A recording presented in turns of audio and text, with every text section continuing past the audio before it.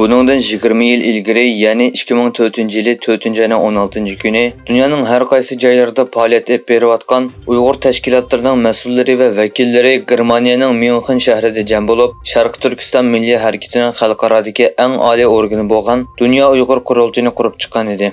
Oradan 20 yil o'tgan bugungi kunda butun dunyodagi Uyg'ur jamoat vakillari har qaysi tashkilotlarning mas'ullari, tunilgan ziyolilar, o'limalar va Dunyo Uyg'ur qurultayining sobiq rahbarlari sen ko'rinishlik tabrik yo'llab, Dunyo Uyg'ur qurultayining qurilganligining 20 yilligini tabriklamoqda.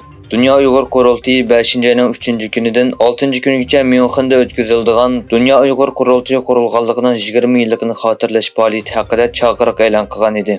Sharq Turkiston madaniyat va uchur markazining raisi Abdujalil Qarqash bu temada bayonot e'lon qilib mundaq dedi: "Men Dunyo Uyg'ur qurultayiga bo'lgan tabriklarimni bildiraman va ularning ko'p yillardan buyon qilgan qimmatli xizmatlariga cho'nqur minnatdorligimni bildiraman.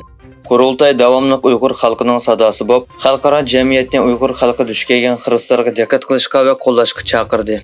Bu muhim tarixiy kunda men Uyg'ur xalqining madaniyati va tarixiga hurmat qilish bilan bir vaqtda kelgusimiz uchun texnik kuchli kurash va ittifoqlikka erishganligimizga ishonaman."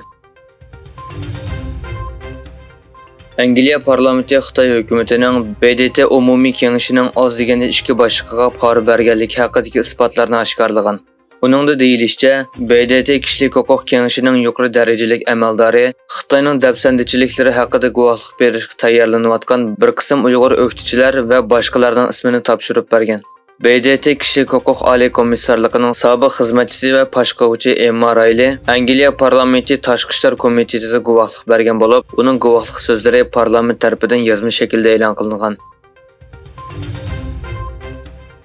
Dunyodagi eng chong iqtisodiy gavdaga ega 7 davlatning tashqi ishlar ministrlari Italiyaning Capri orolida ko'rishdi.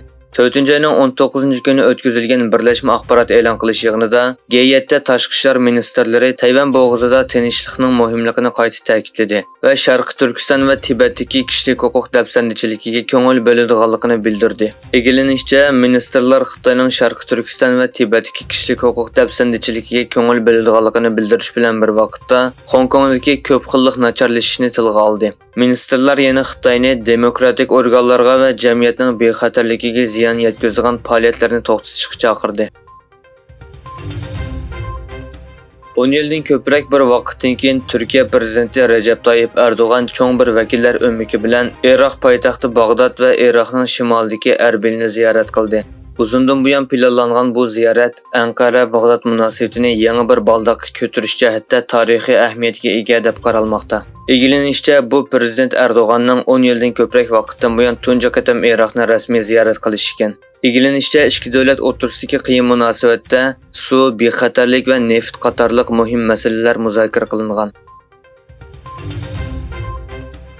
Taratqular e'lon qilgan tunji natijaga qaraganda, hafta oxirida Moldovada o'tkazilgan parlament saylovida Xitoyni yoqlaydigan prezident Muhammad Mizoning Xalq Milliy Majlisi partiyasi g'alaba qilgan. Hozirgi prezident Muhammad Mizo siyosiy kuzatuvchilar tomonidan Xitoyni qo'llaydigan deb tasvirlangan bo'lib, u vazifaga o'ltirgan tunji kunida Hindistondan askarlarini oroldan chekindirishni talab qilgan. Amerika Avam palatasi shanba kuni ikki partiyaning qo'llashi bilan Ukraina, Isroil va Tayvanga bexatarlik yordami berish tashabbus qilingan 95 milliard dollarlik qonun loyihasini ma'qullagan edi.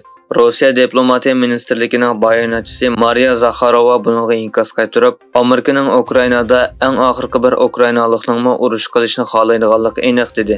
Zakharova yana mundaq dedi: "Washingtonning Rossiyaga qarshi aralashma urushga kun sari cho'nqur aralashishi Vyetnam va Afg'onistonga o'xshash nomusliq bir xiyolga aylanadi.